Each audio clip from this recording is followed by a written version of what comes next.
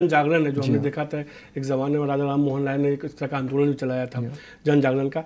एक चीज़ है जैसे अयोध्या है, अयोध्या में जिस तरीके से विस्तार हो रहा है, कहा जा रहा है कि 75,000 करोड़ की योजनाओं पे काम हो रहा है, 18,000 करोड़ की योजनाएं पूरी हो गई, नया एयरपोर्ट बन गया है, नई ट्रेन स्टेशन शुरू हुए। तो कहीं ना कहीं धर्म जो है अब विकास की धुरी बन रहा है। एक मंदिर है, एक मंदिर की शुरुआत हुई, उसके अगल बगल में दुकान बनेंगे, होटल्स बनेंगे, रिजॉर्ट्स बनेंगे, कई लोगों को रोजगार मिलेगा। ये जो ट्रेंड बन रहा है कि धर्म को एक केंद्र करके जिस तरीके से विकास को गति दी जा रही है, जिन चीज़ों को इग्नोर किया गया था एक ज़माने में, बॉम्बे, दिल्ली, बेंगलोर से आगे हम नहीं बढ़ पा रहे थे, आज अयोध्या कहीं ना कहीं विकास की गति को लेकर आगे बढ़ रहा है। देखिए, इंफ्रास्ट्रक्चर डेवलपमेंट जब भी होता है तो विकास हमेशा देखने को मिलता है।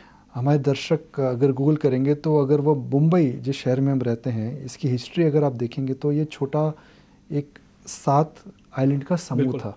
इसके अंदर डेवलपमेंट जब हुआ, जब इस पूरे 7 आइलैंड्स के अंदर कनेक्शंस हमने देखा कि होने लगे। आज दिल्ली के अंदर 2 बड़े ट्रांसलिंक्स आ रहे हैं। इसके बाद जो नवी मुंबई या बॉम्बे और जो एरियाज़ हैं वहाँ के अंदर बहुत बड़ा विकास होगा। तो विकास का कारण भले ही रिलीजन हो, भले ही अयोध्या हो, भले ही वाराणसी के अंदर जो एक प्रकार की हम देख रहे हैं नई ड्राइव आ रही है मंदिरों को लेकर के, कुछ भी कारण हो सकता है, मगर विकास हो रहा है।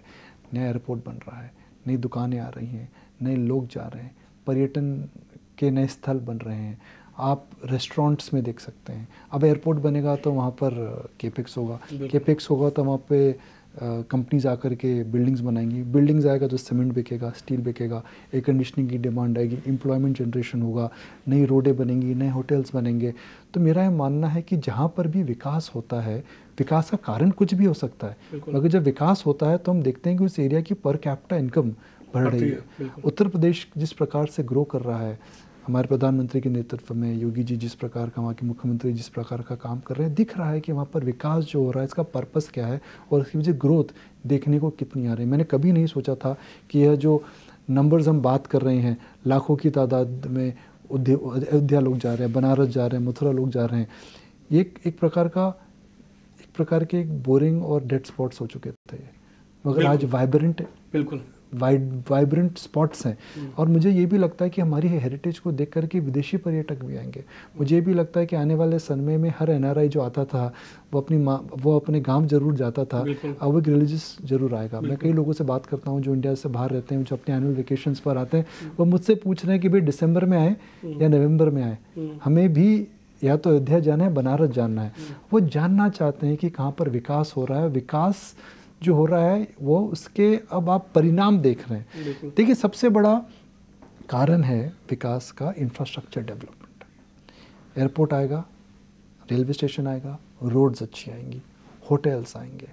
तो पहले एक होता था कि आपको ऊंची पहाड़ी चढ़नी पड़ती थी, मगर अब वैसा नहीं है।